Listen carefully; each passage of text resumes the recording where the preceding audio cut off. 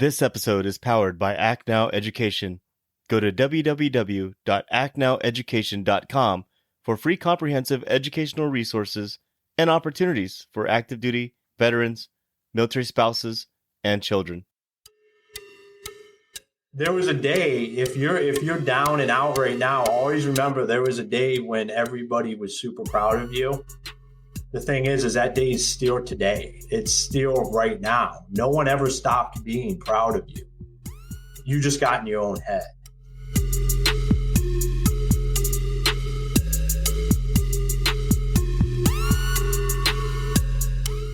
Warriors, fall in. It's time for formation.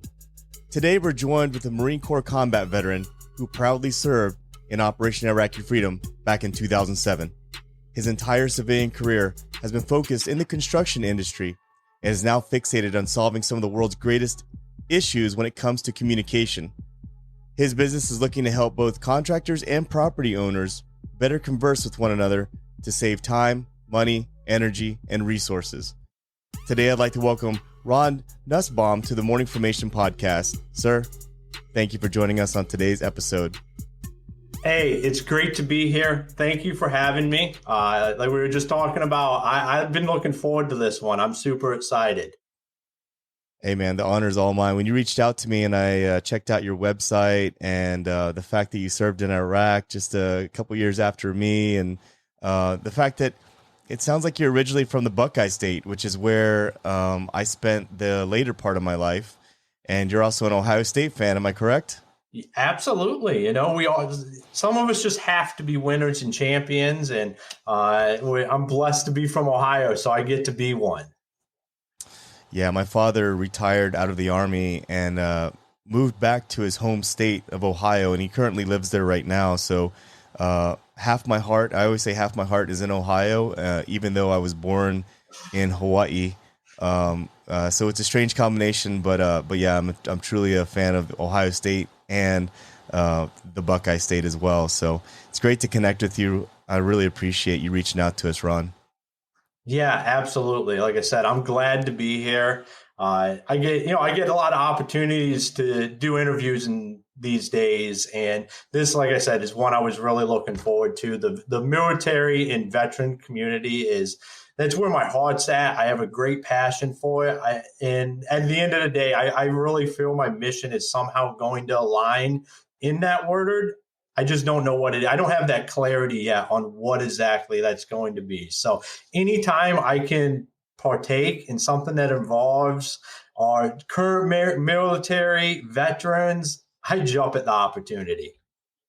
Yeah, I actually started this podcast because of folks like you who are out there winning and they're in their, I guess, second career, getting out of the military.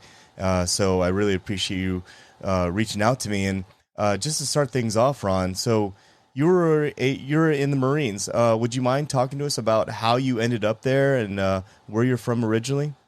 Yeah, absolutely. So you're going to get a little bit more information than most people will, because this is the morning formation. This is military people, so I can talk a little bit more openly. And I'm originally from the Akron, Ohio area.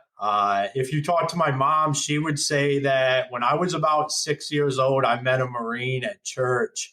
I had to, like my mom said, I had to have my picture. Saw him walk in his dress blues, told her that I need to go get my picture with him. And I did. And she says in her mind, that was the day that I had made the decision I was going to be a Marine. I didn't end up going into the Marine Corps till kind of later. I was probably 22, 23 at the time when I finally made the decision.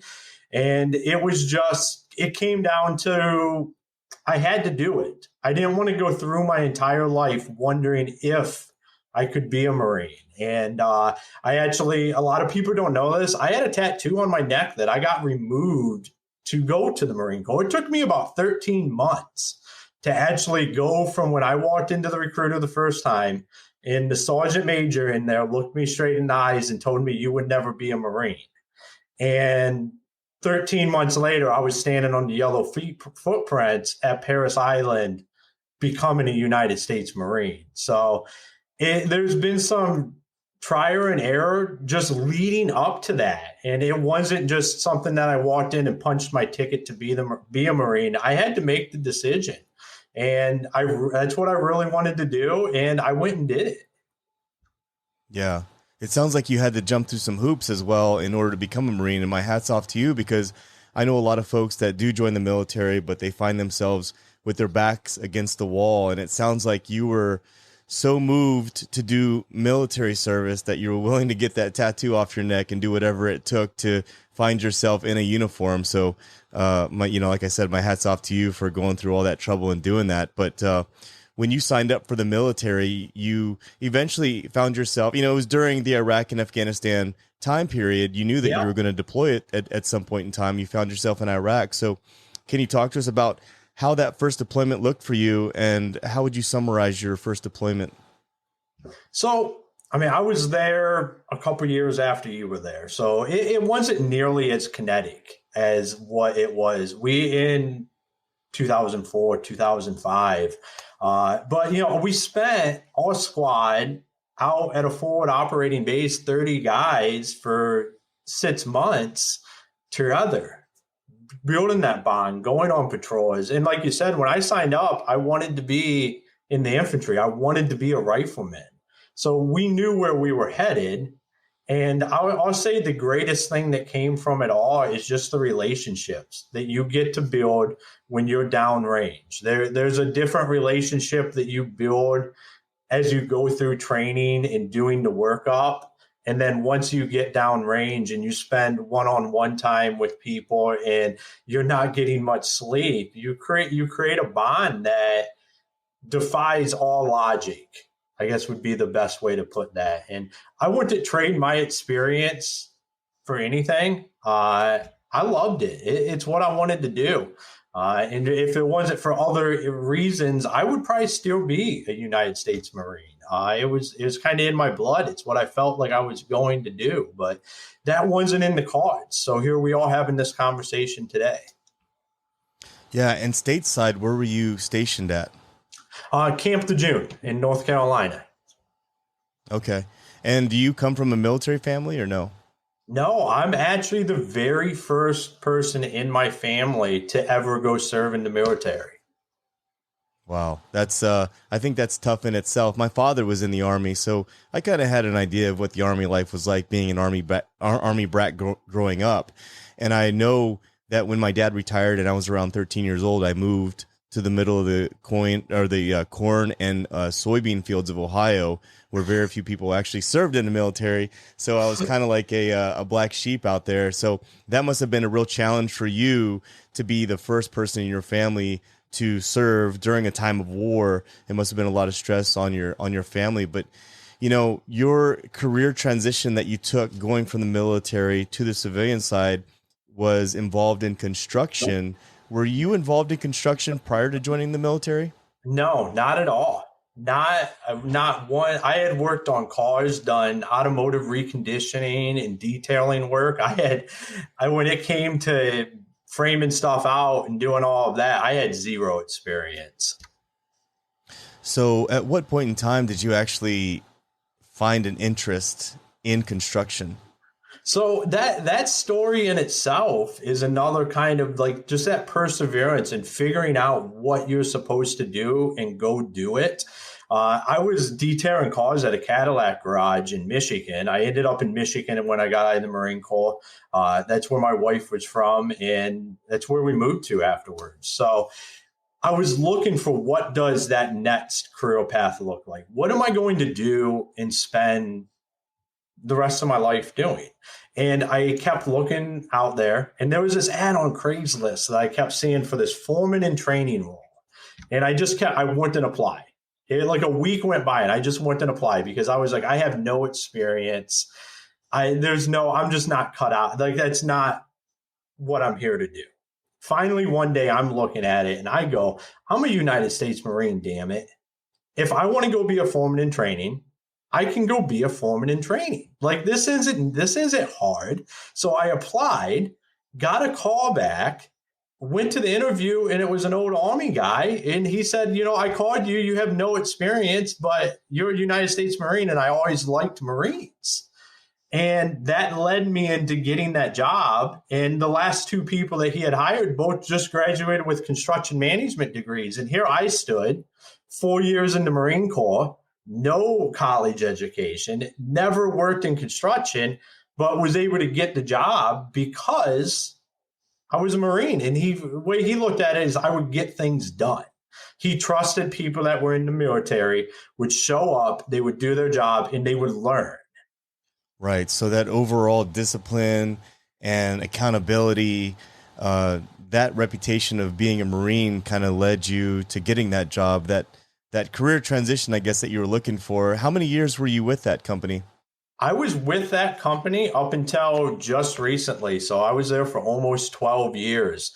And, the first day on the job there, I wanted to quit so bad. I got stuck behind a HVAC system running a jackhammer. And, it was that military mindset that I wouldn't leave because I was like, I'm not like these college kids. Like, I'm not going to let them go home and be like, I beat a Marine out today at work. So I think that kind of what laid into the fact that I spent that much time doing what I was doing. I loved it, but it was a good transition to be able to go do something physical, to be able to just kind of relieve that stress and do something that was hard. Right. So you spend 12 years working for the same company and you moved your way up, and now you've decided to make another career pivot, which is start your own business. Can you talk to us about Nut Nest and what that involves? Yeah. So how that all came about is in that 12 years, I've worked in every aspect of the business, from digging the hose to running the company. And over that period of time, what I heard all too often was, hey, we love you. We love the work you do. We love your guys, but your communication sucks. And that's where the ball started rolling for me. And I started thinking about how can we make it so it doesn't? And is this something that is a trend, or what exactly is going on? So I did a little bit of research, and I could track back about 90% of all customer complaints, the escalated customers I would deal with, to a singular point where communication broke down. Either they didn't get the call back or they didn't get the answer that they thought they should get.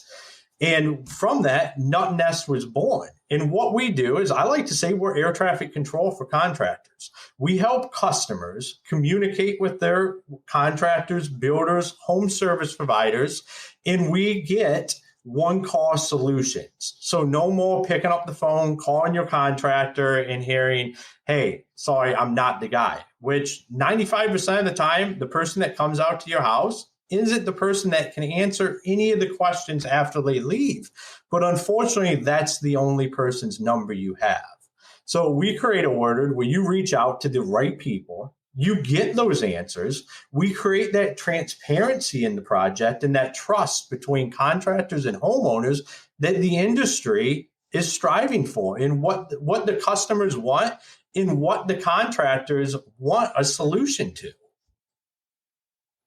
Yeah, translation is always a huge problem, and people don't really understand how big of a problem it is. Everything from what I talk about with military to civilian career transition, explaining to a civilian the value that you undertook with the training that you had in the military and how that translates to the civilian side, the communication between, like you said, the technical side of home building, property construction, and things like that, to the basic homeowner who may not understand how important it is to pour your foundation properly, is huge. And so you saw a problem, you saw a pain point.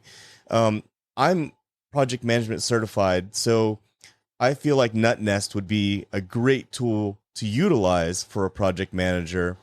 And for the audience listening, can you explain specifically what pain points, the overall impact importance that Nut Nest solves for the entire construction process. And what I mean by that is the impact as far as dollars saved, time saved, things like that.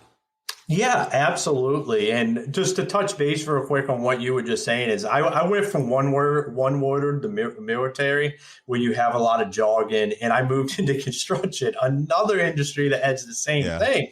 And I preach clarity and being clear all the time as a first step in communication, because homeowners don't understand what you're saying half the time because you're speaking construction.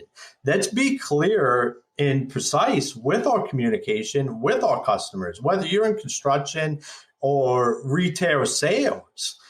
Don't use the jargon, use the lingo that your customers understand. And that right there will bring down a lot of the confusion that we have in communication. But to answer your question there, 35% of time in construction is wasted because of results of communication, whether that's delays in products, delays in crews being at houses.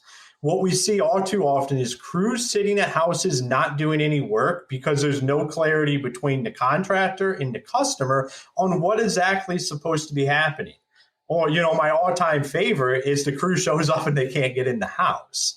So we're decreasing that. So when people show up at houses or when the crews show up there, they know exactly what they're doing. That customer and that contractor are on the same page.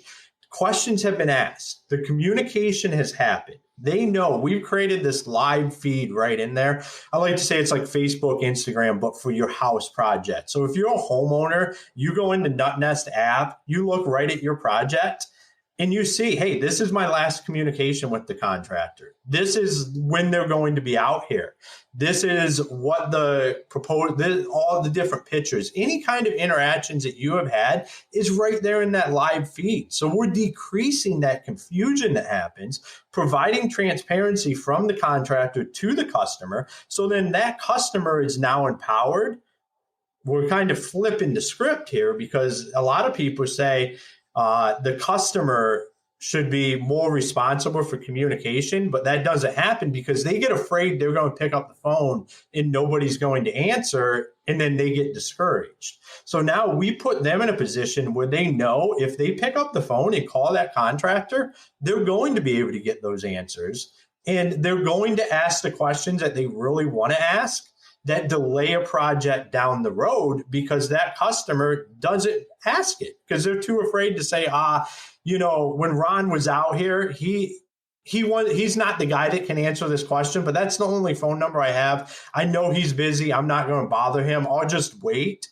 And then when that customer waits, that starts to fester. That starts to become an even bigger issue. What we want is that customer to feel empowered to pick up the phone and reach out to that contractor because they're not calling Ron. They're calling John or Mary or the person at the company that has that answer. And by doing that, we decrease the escalated customers and also increase the productivity when your guys are at the house. Yeah. And time is money, right? Time is money to have folks at your house. And that sounds like a lot involved. You mentioned NutNest, the app.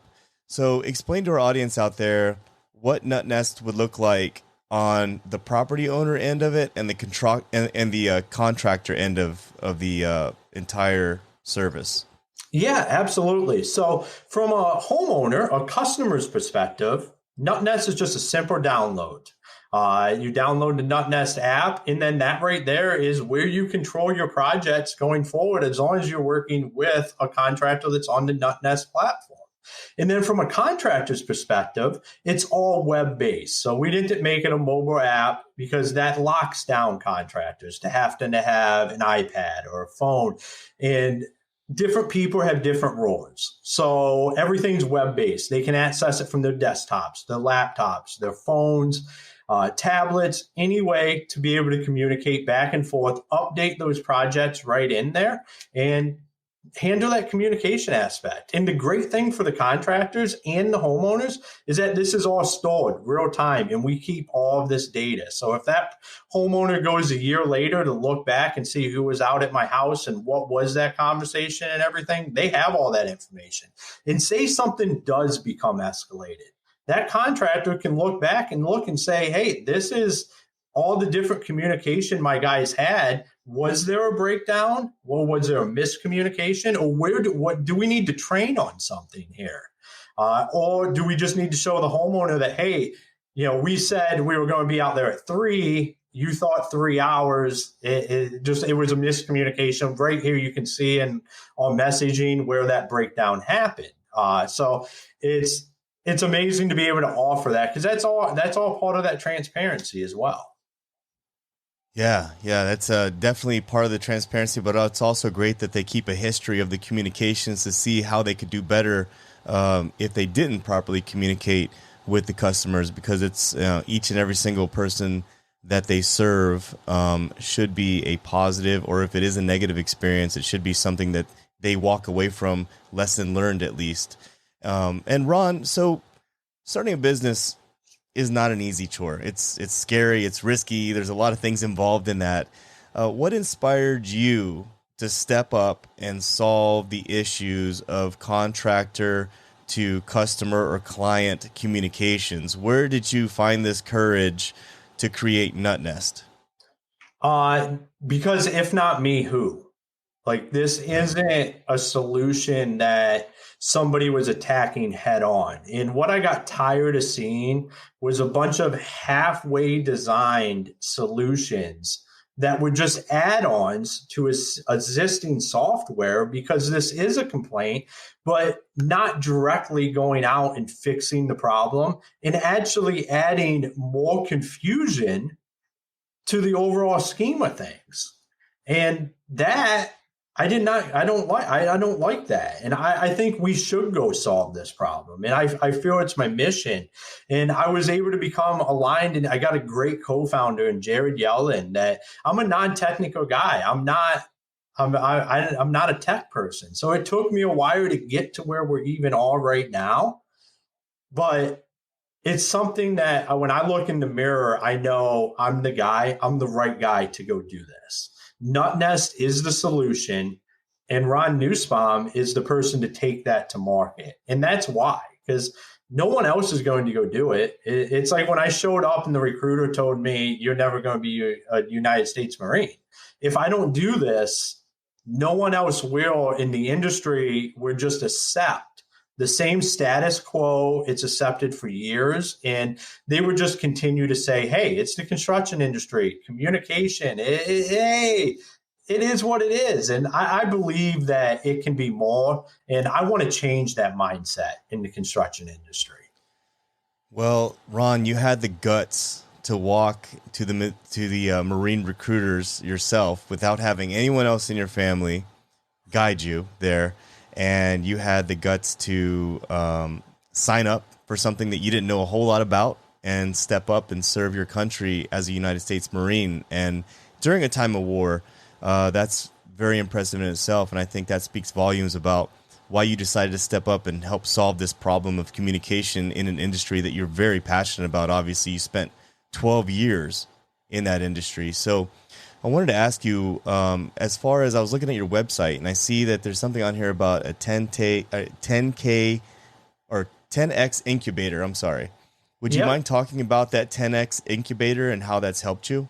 Yeah, so that's where I really started getting the traction, and that's how I got connected with Jared Yellen. Was through the 10X incubator and Grant Cardone and them guys down in Florida, and that's where we started really getting that traction. And Project 10K has played a huge role in that, and that's Jared Yellen's the founder of that. And without them, NutNest would still just be something I was trying to do myself. And unfortunately, in the world we live in today, unless you're in Silicon Valley or you want to burn about $10 million, having a tech startup is not possible. But with people like Jared and Grant Cardone down there, they allowed people to step up and bring ideas and partner with people that have a background in taking stuff to market. And that it's been unbelievable, and it's been an amazing ride. Yeah, I know that there's a lot of different, I don't know, I guess co-founders that you can connect with, incubators out there that help out. Was any of this 10X incubator, was it linked to you being a military veteran? No, it was all based on, that was part of my pitch. So I can't, let me Right. backtrack that a little bit. I can't say yes or no to that because it was, of course, part of my pitch is I'm a United States Marine. I have that the rest of my life. I can lead with that. I lead with that on my website. Like Right. that's part of who I am. So I would have to say, the bottom line is if I would have never walked into that recruiter's office, we would never be having this conversation right now. Nutness wouldn't exist. And that's just the facts. Yeah. Yeah. What advice would you have for others within the military community who seek to also journey down the start my own business path? Yeah. So what's amazing is there's two things that I always say. And that's number one is always take action. That's the most important thing you can do. There is no bad outcomes. There's no mistakes. As long as you are taking action with the right mindset and to do good, good will come from that. And I think the military community understands that. They don't have a problem with taking action. Number two is the universe is never wrong. It's going to put you in the right place, having the right conversations. But it's up to us to figure out what direction that needs to go and what that connection or that situation needs to turn into. And I think that's where we can get hung up a lot of times is that, hey, the universe has put me here, and we look at it negatively when we should look at it positively. Like, why am I here right now? And what is the outcome I'm supposed to create because of this? And I think if you take those two things, you can't go wrong. As long as you're doing things for the right reason, nothing bad can happen. Hoorah, Devil Dog. Listen, man, my hat's off to you, man, for stepping up and stepping out and getting this thing off the ground. And has it actually launched, or is it launching soon? Yeah, we're live throughout the United States October 1st. So I don't know when this will be out there in circulation, but by then it should be completely live. I'll try to get on it, man. I've got just a couple of weeks. I'll try to get on it and get it edited and get it out there, I guess. Hopefully in time for that to happen. I have to take a look at my calendar, but I didn't realize it was launching October 1st. That's fascinating, man. I'm looking forward to keeping track of where Nut Nest is going to be going from here on. But just early on, wanted to ask you, is there any traction with it right now? Have you signed any major contracts with any major real estate or construction companies so far? So I have a waiting list of contractors and builders ready to be on the platform. We've done some pre-selling as well. And I don't want to let any of the cat's out of the bag on any of what exactly is going on, but we do have some pretty exciting deals in the works with some great people in the construction industry that we're going to partner with and help roll this out to their networks as well. Well, you got me excited, man. So I had to ask that question. I apologize for letting the cat out of the bag too early, but I'm excited for you, Ron. And over the horizon, do you have any advice for our veteran community out there that who might be struggling with that career transition, or anything that we might not have covered during this entire episode so far that you'd like to mention? Yeah, I think that if you have a military background, you can go do anything. And it doesn't matter where you currently are at. The next step is all that matters. And you have to just continue going there. And don't ever be afraid. And don't ever let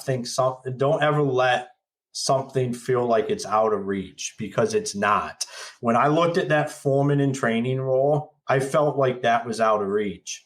When I should have been looking for foreman roles. I should have been looking for a foreman in training role. Like I already checked that box. And I think we get in our own head and we downgrade what our experience are. It's like what you were talking about earlier when you said about being able to speak to a civilian about what your experience is and how that translates. We let that get in our head, and we need to get out of our own heads and just take the action and go in there with confidence and just win. be the champions that we are, and just go get the job done every day and step up. Just like if you were going to morning formation, you got to do the same thing every day in your life and show up for either your existing job or going to find a job. Don't be afraid, and don't ever let anybody look at you and make you feel like you don't rate, because that's not true. It doesn't matter where you served, when you served, or how you served. You signed up, you went and got the discipline, you rate. Go do it and go continue to make people proud. Because there was a day, if you're down and out right now, always remember there was a day when everybody was super proud of you. The thing is that day is still today. It's still right now. No one ever stopped being proud of you. You just got in your own head. And I want to say real quick on that note, my dad did go to the recruiter with me. So I wasn't there by myself. I did have my dad with me. Yeah, there's no way. Even my own father, he did help me join the military and go into the Army. But I think there's a big difference when you have a father that understands the lingo and has been there before. Your father was probably sitting with you, scratching his head as well when they were throwing out those acronyms and stuff, but he was trying to find what was best for his son, and joining the Marines is something he probably knew that you wanted to do.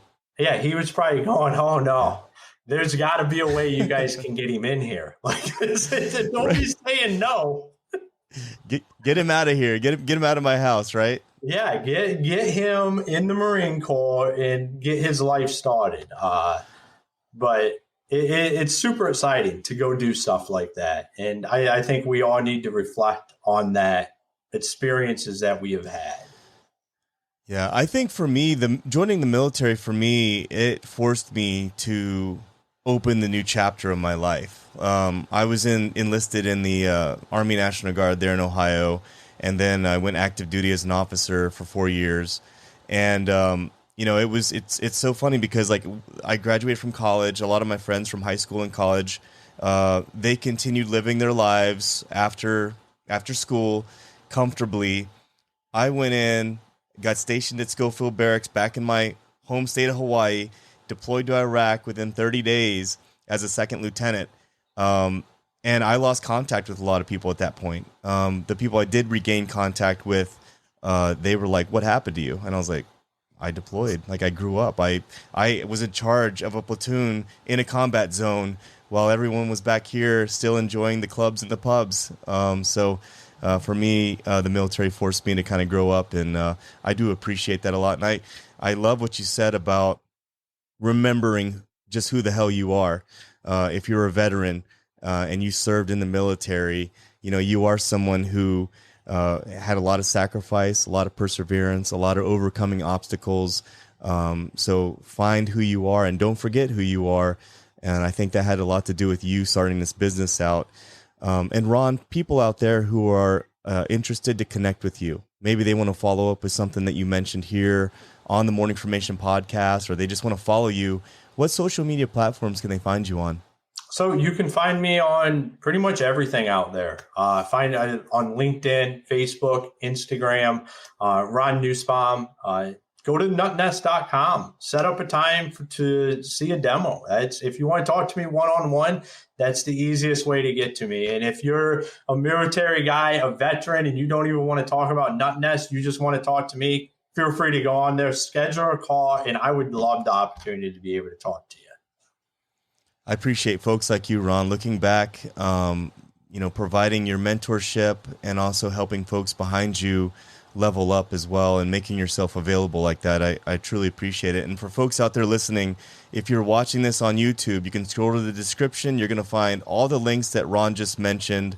If you're listening to this on the audio, scroll down to the show notes. You'll see all the links to contact Ron down there as well if you're interested in following up. Ron, I just want to thank you for joining us on the Morning Formation podcast, and I want to say go Buckeyes.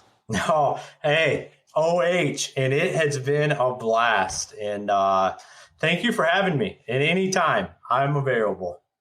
Brother, you got me excited for you and October 1st. I am looking forward to following up and seeing where this goes, man. And I'm really excited for you. You got me excited during this podcast. So thank you for this opportunity. Absolutely. We're going to have to get you on the platform. I mean, you're out here doing project management stuff. It's a perfect fit. We'll have to get you signed up.